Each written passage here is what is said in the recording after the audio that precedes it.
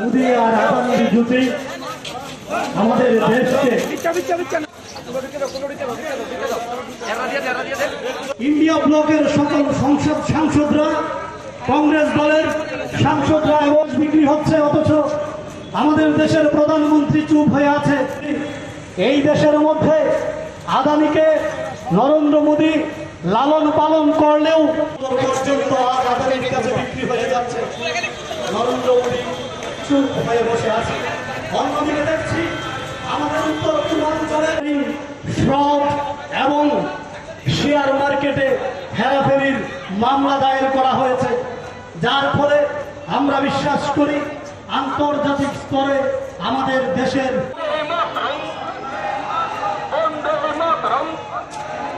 জাতীয় কংগ্রেস রাহুল গান্ধী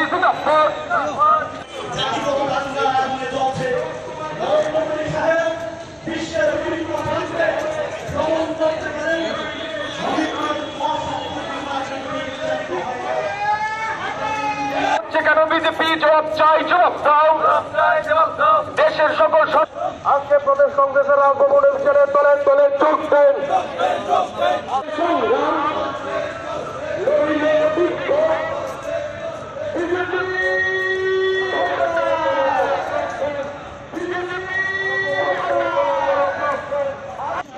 কংগ্রেস কমিটির নির্দেশে সারা দেশের প্রতিটা রাজ্যে, প্রতিটা ইউনিয়ন টেরিটরিতে রাজ্যপালের নিকট আজকে কংগ্রেস দলের তরফ থেকে ত্রিপুরা প্রদেশ কংগ্রেসের উদ্যোগে এই গণডেপুটেশন, এই ডেপুটেশনে আমরা সারা বিশ্বে আদানির অর্থনৈতিক দুর্নীতি এবং প্রতারণা, মণিপুর ইস্যুতে সেখানে হিংসাত্মক ঘটনা আজকে প্রায় 18 মাসের উপরে এক নাগারে চলছে।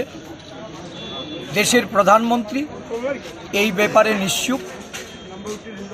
মণিপুরের জাতি দাঙ্গায় একটা বিরাট অংশের মানুষ যেমন মৃত্যুবরণ করেছেন, ক্ষতিগ্রস্ত হয়েছেন, শিবিরবাসী হয়ে আছেন, দেশের প্রধানমন্ত্রী সেখানে একবারের জন্য যাননি। সংসদ উত্তাল হচ্ছে, প্রধানমন্ত্রী সংসদে এসে এই বিষয়ে কোনো বক্তব্য রাখছেন না। আমরা সমগ্র দেশের প্রতিটা রাজ্যে রাজ্যপালের নিকট দিয়ে এই বিষয়ে সারা দেশের যে জনমত অবিলম্বে আদানির বিরুদ্ধে এই অর্থনৈতিক প্রতারণা এবং দুর্নীতির তদন্ত করে ব্যবস্থা নিতে এবং মণিপুরের ব্যাপারে দেশের সরকার এবং দেশের প্রধানমন্ত্রী ওনার যে নীরব ভূমিকা, এই ভূমিকা থেকে বেরিয়ে এসে মণিপুরবাসীকে আশ্বস্ত করা, মণিপুরের এই ঘটনা, হিংসাত্মক ঘটনাকে বন্ধ করা।